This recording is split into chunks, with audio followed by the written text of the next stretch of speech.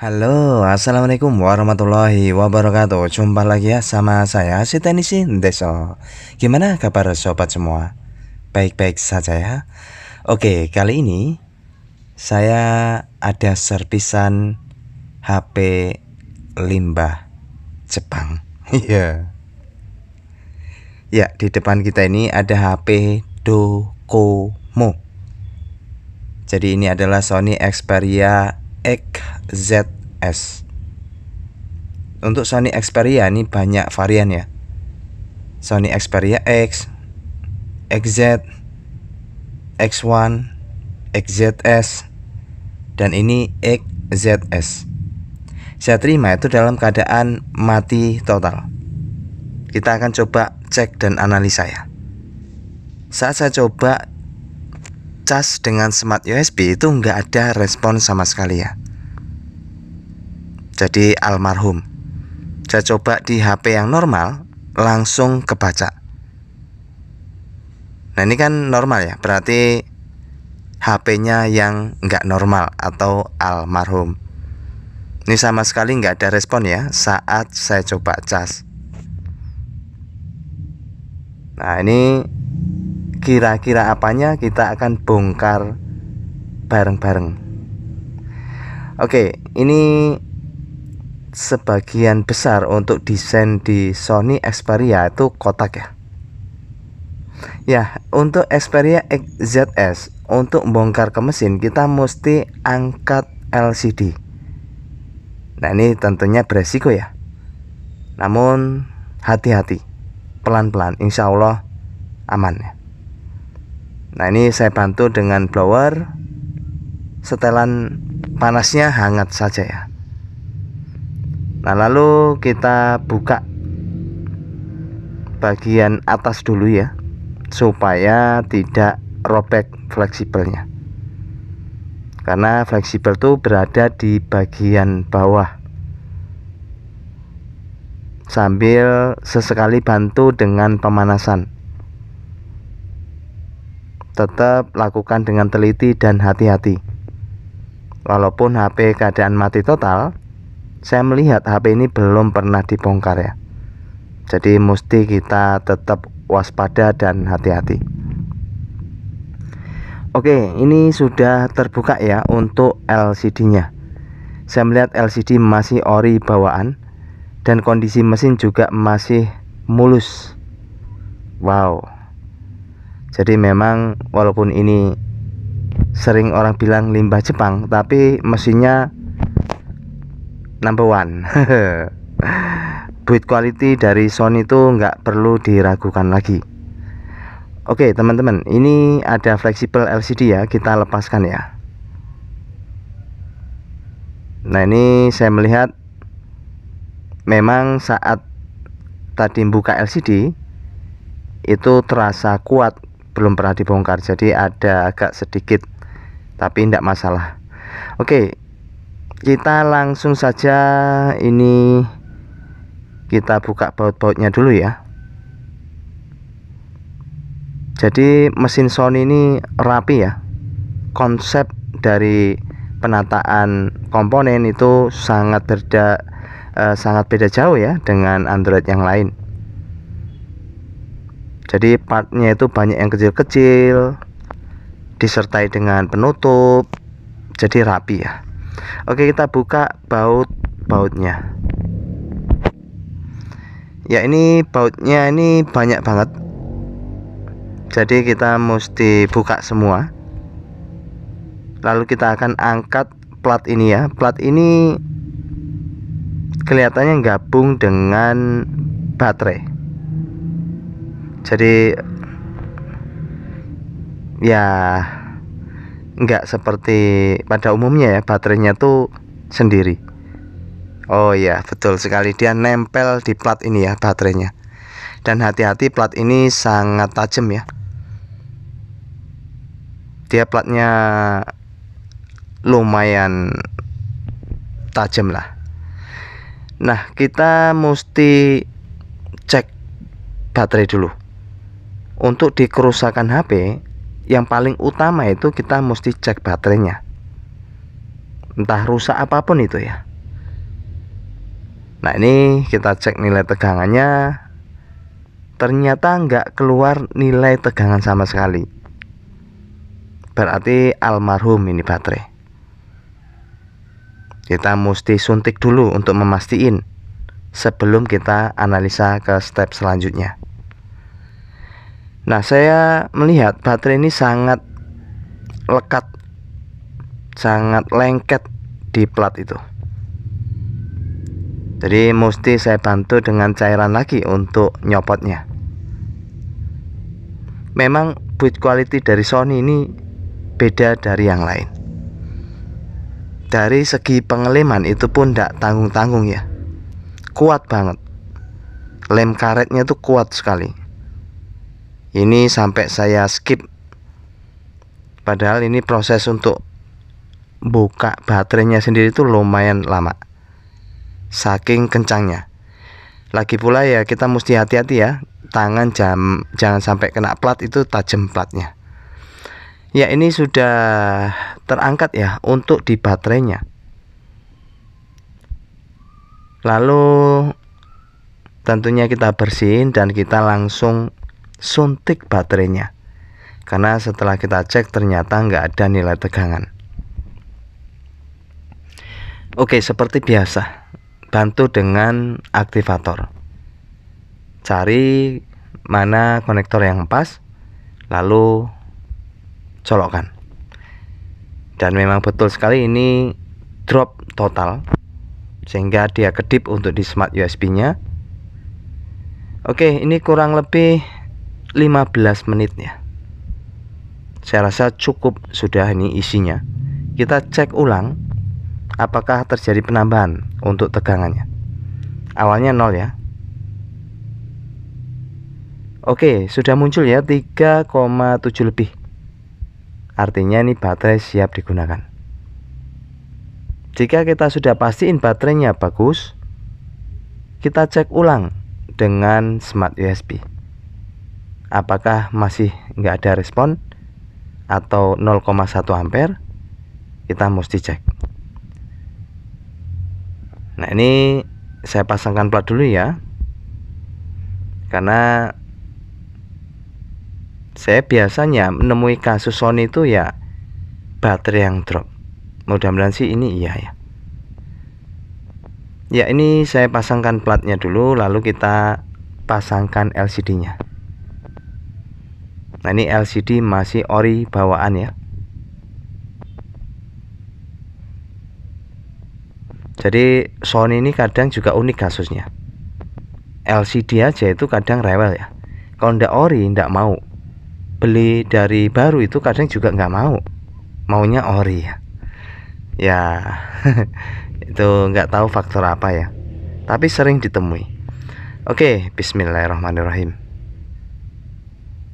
Ya ternyata saat saya coba cas kembali masih tetap ya kondisinya, nggak ada nilai konsumsi arusnya. Artinya ini mesin dalam keadaan almarhum.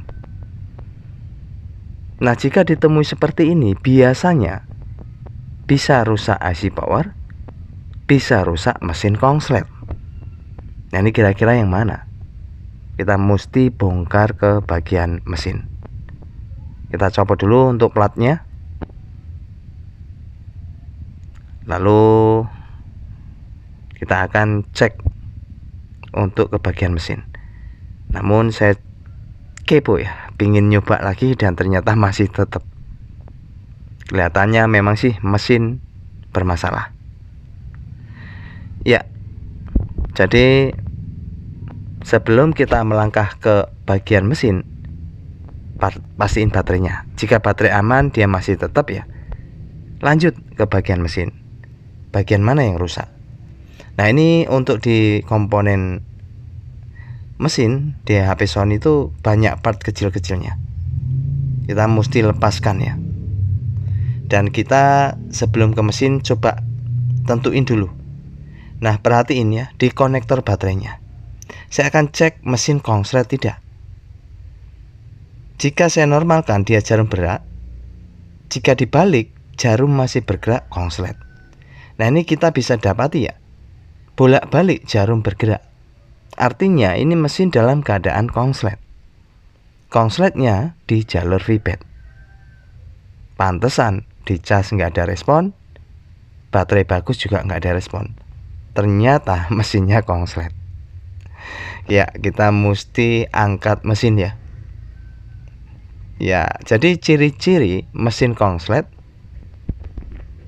itu kita cek dengan multitester analog seperti tadi. Di bagian konektor baterainya. Positif tempelin positif, negatif tempelin ke negatif. Jarum harus bergerak. Jika dibalik, mesin nggak konslet tuh diem jarumnya. Tapi jarum bergerak berarti mesinnya konslet. Jika kondisi kabelnya dibalik. Ya, ini kita akan tentuin ya. Kira-kira mana tersangkanya, mana yang bikin konslet. Kita akan cari. Nah, untuk memastikan kita coba cek dengan power supply. Saat saya tempelkan, jarum langsung bergerak berarti konslet full di jalur feedback. Ternyata konslet ya. Oke, kita sudah tentuin ya. Kita sudah tentuin di mana letak jalur feedback dengan ground. Di sini sudah saya kasih timah ya. Nanti akan kita hubungkan dengan baterai bekas supaya bisa kita tembak tegangan baterainya. Ini saya lepas dulu ya. Lepas semua penutup kaleng. Nah, ini biasanya jalur feedback itu di antara IC power, lalu area sinyal ya. Terutama di sini nih, ini jalur feedback banyak. Ini IC powernya. Kalau ini apa nih? Ini CPU ya. Ada thermal pastanya nih. Lalu kita akan siapkan baterainya seperti ini, baterai bekas. Kita cek dulu, pastiin apakah ada isinya enggak.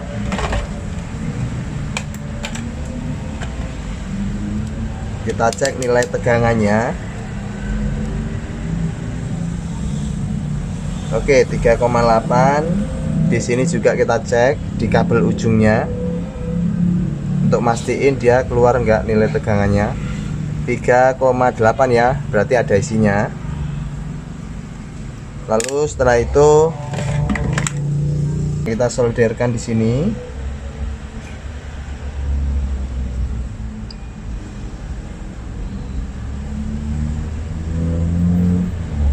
Oke. Lalu yang ini nanti kita akan tempelin di bagian ground. Lalu kita nanti akan lihat komponen mana yang berasap. 1, 2, 3. Kira-kira yang mana nih? Jadi ada berasap ya. Oke, untuk lebih itunya cari komponen yang panas. Coba sekali lagi, kira-kira yang mana? Teman-teman bisa lihat enggak kira-kira yang mana, nanti kasih tahu ya. Saya tempelin ya sekitar IC power ini. Kira-kira yang mana? Mana yang berasap? Mana tadi? Wish. Wow. Berasap ya. Kayak akrobat aja, kayak atraksi. Ayo, 1, 2, 3. Wish. Ngepul dia. Ya. Ngepul. Oke, teman-teman, tadi sudah kita coba tembak atau suntik dengan baterai. Dan di sini mengeluarkan asap, artinya berarti tersangkanya di sini ini. Jadi kalau kita cek itu kapasitor itu nggak boleh satu nyala ya. Oke, kita cek seperti ini. Ini yang diduga tersangka tuh nyala, ini nyala. Kalau yang lainnya kan enggak, ini enggak, satunya nyala. Nah itu normalnya seperti itu. Kalau ini nyala semua, artinya ya kapasitor ini konslet. Ini saya congkel ya, saya congkel aja dengan pinset seperti ini. Mudah-mudahan nggak melompat. Nanti kita akan cek ulang setelah dicabut ini ya.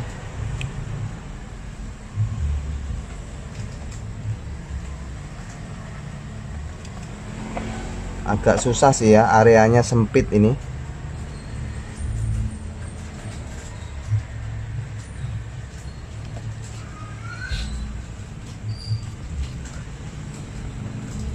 Saya coba supaya dia tuh nggak melompat ya. Oke, saya coba dengan mata solder aja.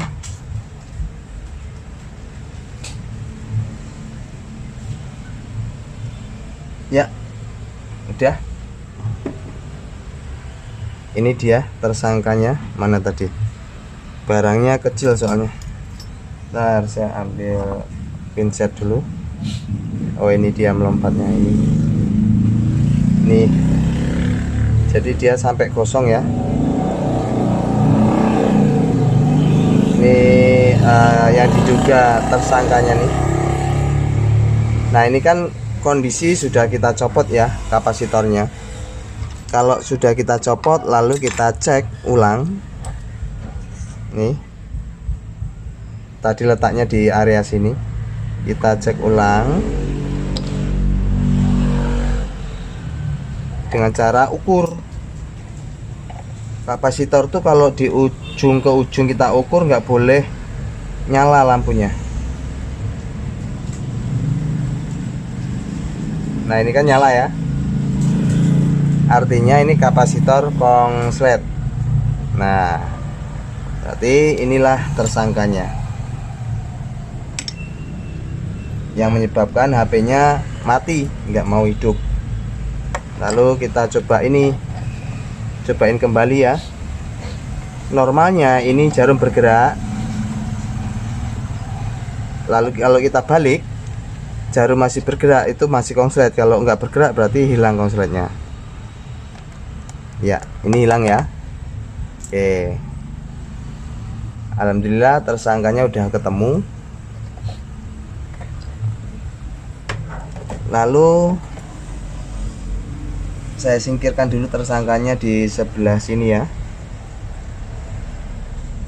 Sini. Lalu kita cek ulang.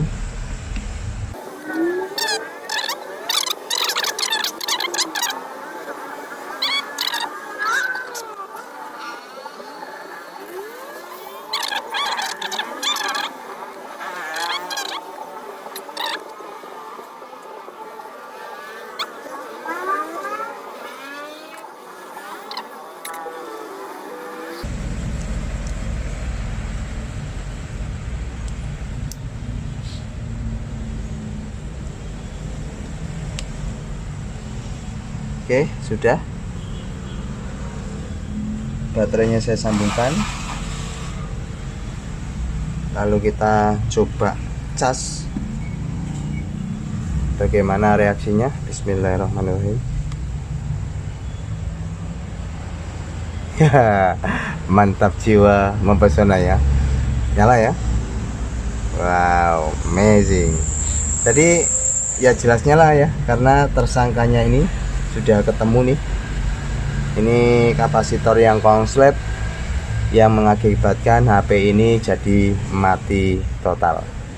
Jadi caranya begitu ya untuk mengatasi HP yang konslet dengan modal baterai bekas tablet seperti ini bisa. Nah ini lalu kita coba nyalain dulu sementara.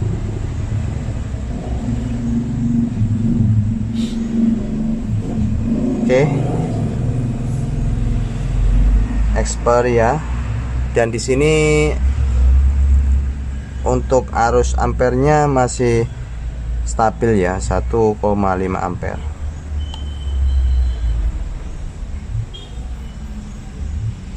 Apa nih maksudnya? Oh, harus ditutup ya. Oke lah, intinya seperti itulah ya. Ya, ini ada pin rupanya. Pinnya apa ini ya? Iki Sony ini nggak enek pinnya ya dia? Nggak dikasih pin nih. Oh, pinnya nggak dikasih teman-teman. Oke lah, kita matiin aja ya. Matikan aja dulu, kita rakit ulang. Ya, jadi barang sekecil ini ya. Ini nih kapasitor yang konslet nih. Dia udah gosong hitam. Awalnya itu coklat biasanya, warnanya krem, menyebabkan HP Sony XZS ini jadi mati total.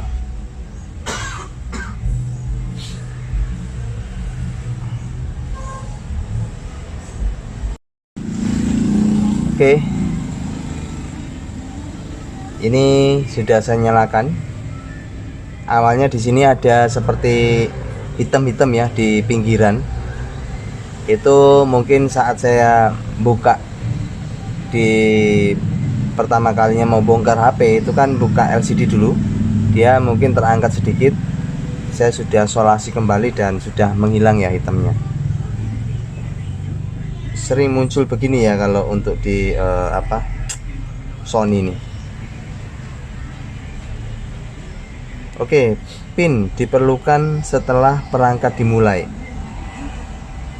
Nah, ini untuk pin sendiri saya cek di nota nggak ada ya, pinnya berapa saya nggak tahu, atau 1 2 3 4 paling. Oh, pin salah. Tuh 2 3 4 juga nggak mau ya. Ya, intinya HP ini sudah sembuh, tinggal diberikan sama pemilik ya. Dan mudah-mudahan teman-teman bisa nangkep ya, bahwasanya kalau HP konslet itu terutama di jalur VBAT bisa kita tembak dengan baterai bekas tablet ya. Nah, ini sambil nunggu kering untuk LCD nya, dan untuk touchscreen nya semua berjalan dengan baik. Jadi ini Docomo Sony Xperia XZS. Oke, itu saja ya. Semoga pemilik nonton dan silahkan segera diambil. Terima kasih. Ternyata tersangkanya ini nih.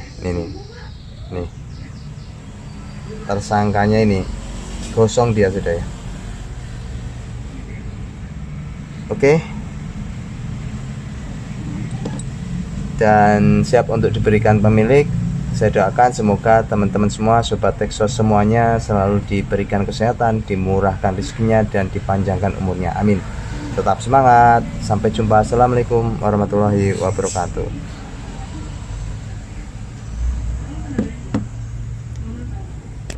Coba tak cas.